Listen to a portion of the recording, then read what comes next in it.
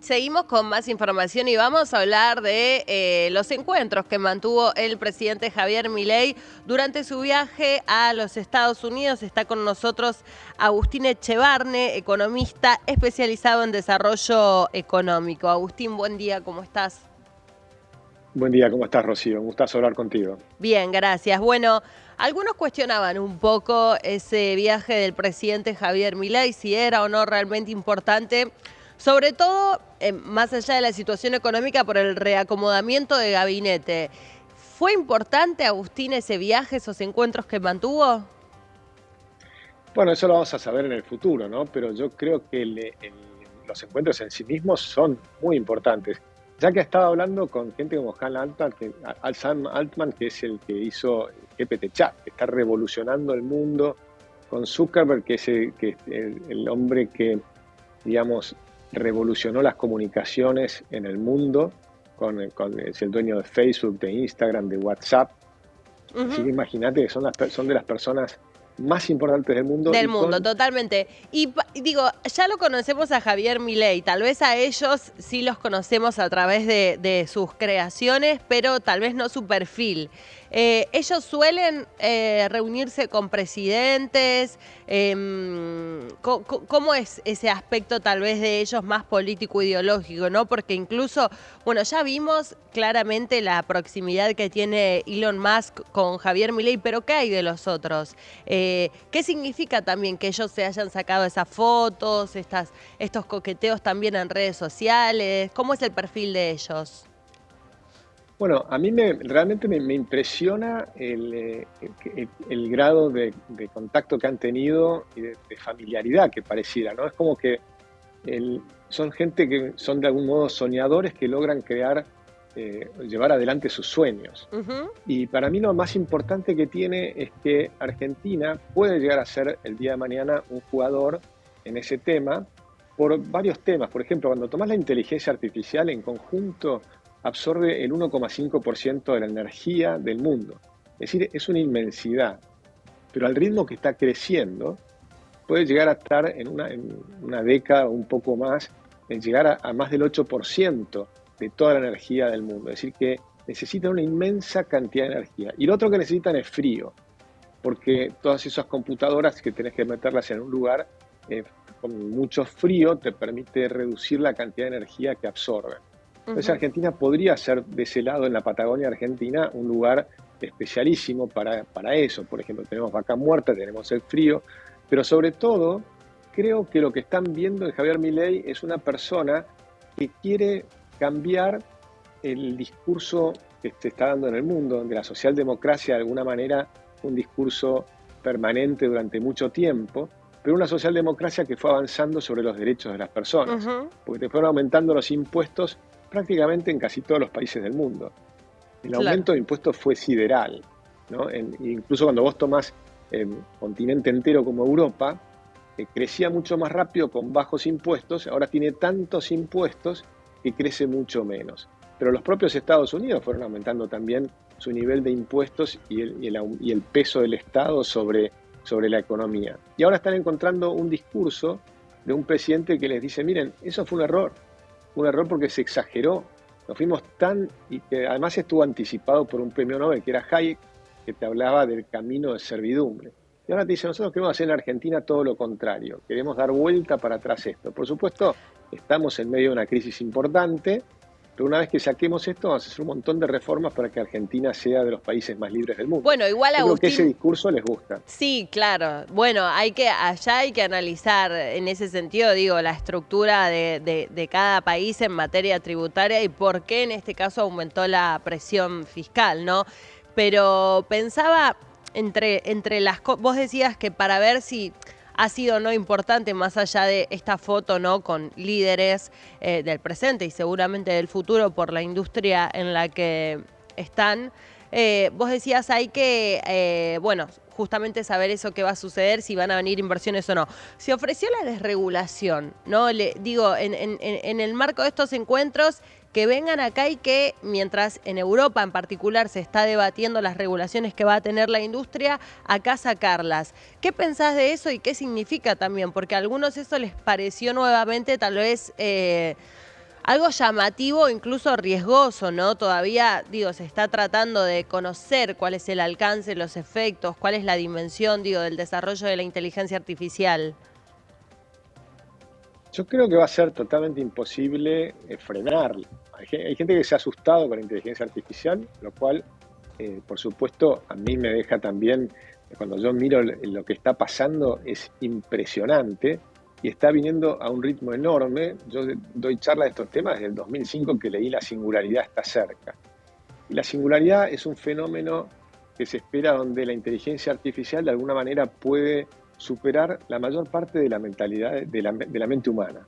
En ese momento vas a tener las máquinas haciendo crecer al mundo de una manera exponencial. Y yo creo que ya estamos llegando a ese nivel.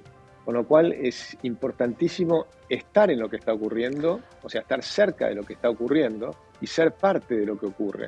Por supuesto, las personas con las que se encontró son las que están llevando adelante esto. Apple, para que te des una idea, es una empresa que tiene 3 billones de dólares, o vale 3 billones de dólares. Eso significa algo así como 6 veces el PBI de la Argentina. O sea, es tal vez mucho más importante que reunirte con un presidente. Estar reuniéndote con otras personas que cuando quieren hacer algo le ponen 1.000 millones de dólares. Claro, claro. O sea, tienen una ficha para poder hacer cosas que son de un tamaño muy importante. Y por supuesto las desregulaciones generan inversiones. Por ejemplo, desreguló en el tema de telecomunicaciones y le permitió a Starlink competir. Y hoy entonces en realidad no toda la compite Argentina, porque los costos son mucho, o sea, no compite con, por ejemplo, mi proveedor de internet no compite porque el valor es sideral, ¿no? En comparación. Pero bueno, hay que ver cómo se acomoda. Pero me parece no, interesante pero eso que... sí compite porque tiene la posibilidad de llegar con Starlink a cualquier lugar de la Argentina. Entonces, en los lugares donde no tenías acceso a internet, hoy tenés. Eso es impresionante, pero puede ser utilizado para las escuelas en la mitad digamos, de la Sí, en ese montaña, sentido en sí, pero cualquier digo, lugar. no es un costo, Agustín, que todos puedan hacer frente también, ¿no? Porque, digo, se planteaba eso de que tal vez incluso se regalaron, ¿no? Estos kits para poder proveer de internet a algunas escuelas rurales y se les bonificó el abono, para que lo entienda la gente, durante algún tiempo. Después habrá que ver si se renueva o qué. Pero tal vez a mí me da la sensación de que no compite con, por ejemplo, quien accede a un internet acá en Ciudad de Buenos Aires, quien accede a internet acá en Ciudad de Buenos No, por Aires. supuesto, hoy por hoy en Ciudad de Buenos Aires, de ya que no, porque además Starlink en los lugares donde hay grandes aglomerados no es tan importante. Lo que es importante es el celular para los lugares alejados, Claro. que te conecta, te permite conectar a toda la Argentina a un nivel de internet muy alto. Y el tema de los costos es cierto, que por supuesto por ahora son más altos, en algún momento irán bajando, pero sobre todo Argentina tiene que multiplicar los salarios. Nosotros estamos con un nivel de salarios de país medio bajo, y Argentina tiene que ser un nivel de salarios muchísimo más altos que los actuales. Lo que pasa es que tenemos que salir de esta trampa donde estamos metidos durante 80 años con ideas cerradas. Yo creo que si la Argentina empieza a crecer a partir del año que viene a un 5% anual, después puede seguir, una vez que termine de hacer las reformas, tenemos que crecer al 7% anual durante muchos años. Pero porque estamos muy retrasados. Claro. Argentina es un país que en algún momento estuvo en los primeros lugares del mundo y hoy estamos muy, pero muy retrasados sobre nuestro potencial. Y creo que eso puede llegar a venir y creo que la gente se empieza a dar cuenta. Lo que pasa es que estamos en el medio de una crisis todavía muy, muy complicada. ¿Por qué en países europeos agregan regulaciones y acá se propondría sacarlas, ¿no? ¿Y con qué tienen que ver, Agustín, también esas regulaciones que se plantean? Los europeos están absolutamente sobreregulados y están creciendo las regulaciones de una manera tremenda que les está complicando su economía. Ahí tenés un problema muy grande porque el Parlamento Europeo sumó regulaciones a los que ya tenía un montón de regulaciones de estos países privados. Al principio fue espectacular porque Europa empezó desregulando todo. Al principio empezaron desregulando el comercio, empezaron desregulando el movimiento de capitales, empezaron desregulando el movimiento de personas. Entonces llegaron a tener 30 países o más de 30 países que tenías 0% de arancel que tenías un enorme comercio libre, inmenso comercio libre entre 30 países, que te podías cruzar, de hecho hasta el día de hoy podés cruzar por toda Europa sin ni siquiera mostrar el pasaporte, ¿no? Es como que nosotros todavía tenemos fronteras con Uruguay, lo cual es absurdo, que tenemos que hacer colas para pasar de fronteras. Bueno, en Europa eliminaron todo eso, desregularon todo y empezaron a hacer un inmenso mercado común. Pero en las últimas décadas, en las últimas 2 décadas te diría, empezaron nuevamente a regular mucho.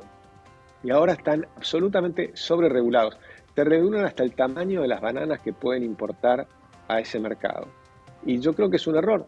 Creo que es un error que estén en una inmensa sobreregulación y empieza a haber una reacción a esa gran sobrereacción. Algunas cosas, por supuesto, son positivas. Te regulan un montón de temas con respecto a los alimentos. En algún caso puede ser positivo, en otros casos simplemente son el lobby de grupos de interés, como por ejemplo los agricultores franceses que no quieren competir con los alimentos de Brasil o de Argentina, Claro, pero que son más baratos. lo focalizaba en el tema de la inteligencia artificial. El otro día nos decía un especialista en el tema algo que, bueno, es una anécdota, ¿no? Pero no recuerdo en qué caso, pero una empresa empezó a desarrolló, mejor dicho, un sistema que programaba. O sea, un programador desarrolló un programa que estaba programado para programar. La cuestión fue que en un momento lo que empezó a programar en ese lenguaje tan específico, directamente los programadores dejaron de entender, ¿no? El lenguaje. Entonces, ¿qué decidieron? No sé si, Agustín, vos tenés referencia a ese caso, decidieron cortarlo porque ya no lo podían entender. Entonces ahí es donde decía, por ejemplo, este especialista, bueno, esto nos muestra, ¿no?, que esto tiene la capacidad de desarrollarse incluso a niveles que nosotros no podamos entender, y en este sentido, ¿no?, la posibilidad de ofrecer un marco, ¿no?, justamente para ver las limitaciones o las reglas de uso que tenga. Sí, Rocío, pero vos imagínate lo siguiente, eso creo que ocurrió en Facebook, si mal no recuerdo, y eso es lo que se dice que ocurrió, pero la realidad es que ¿quién puede saberlo?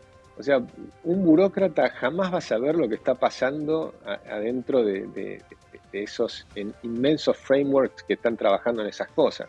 Es decir, de hecho, vos hoy conocemos GPT Chat, lo que nos van mostrando de GPT Chat, pero y vos podés Y es conocer impresionante. Ya. es impresionante. Y lo que se viene ahora con Sora, que va a ser también tremendo, porque vas a tener la posibilidad de crear realidad virtual, que no va a ser muy distinguible, o probablemente sea no distinguible de la realidad. Y entonces se dicen cosas que sí puedes hacer, por ejemplo, que no puedas utilizar para hacer imágenes. Sora es para hacer videos, ¿no? Te vas a poder, yo estoy esperando que ocurra, porque el día que ocurra me parece que me voy a dedicar a ser director de cine. Pero porque no necesitas pagar. Imagínate lo que antes era un costo infernal. Si vos te gusta un poco el cine y ves como lo que les pasaba a los cineastas era el costo del film. El film era la cinta, ¿no?, que era carísima. Entonces vos tenías que filmar una vez y si no y el costo era muy grande si le pifiabas en la filmación. ¿Y este Ahora programa qué va a hacer, Agustín? ¿Qué haría? Este programa vos le vas a decir lo que quieres hacer. Por ejemplo, yo estaba pensando un video de Nefertiti, que es la cabeza esa egipcia de una mujer increíblemente bonita, bueno, que está en el museo en Berlín, que tome vida y salga caminando y se mezcle con la gente. ¿Qué va a pasar con los derechos? Pienso igual. Fue Scarlett Johansson que le hizo un juicio, creo, a una de estas empresas de tecnología porque dice que el tono de voz del sistema, creo que de audio que habían desarrollado algo, era muy parecido a un personaje que ella había protagonizado en una película. Por eso, bueno, sería realmente, digo, más allá de que es sorprendente ver los niveles a los que se llega, hay un montón de cosas en el medio, ¿no? Por supuesto, y va a haber un montón de problemas, porque imagínate si te hacen un video en una situación comprometida sobre una persona conocida, ¿no? Y no sabes distinguirlo de la realidad y por ahí te lo crees, o sea, la fake news. Eso se llama deep fake news, ¿no? O sea, la posibilidad de tener realmente cosas muy, muy complejas que van a ocurrir, y eso sí va a estar regulado, y de hecho por eso han demorado el lanzamiento de Sora, porque tiene una capacidad impresionante, claro. Claro, que va a ser muy impresionante. O sea, el mundo va a cambiar de una manera muy, muy impresionante en los próximos 15 años. Y ni que hablar que sobre eso tenés que sumarle la robótica a la inteligencia artificial y después vas a tener que sumarle la biogenética. Es decir, hoy estamos diseñando tomates, estamos diseñando, por ejemplo, alimentos, semillas, una cantidad de cuestiones.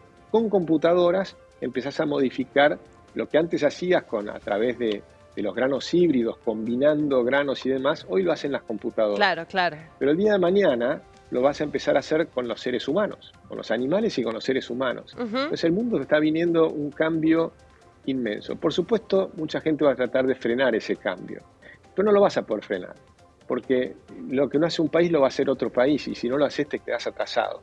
Y después está el problema de toda la gente que va a ser reemplazada por estos nuevos humanoides, por ejemplo, que ya empiezan a atender en los hoteles, en Japón, en distintos lugares. Todo ese tema, lo que la experiencia te indica, es que los países que pretenden frenarlo son los que donde aumenta el desempleo.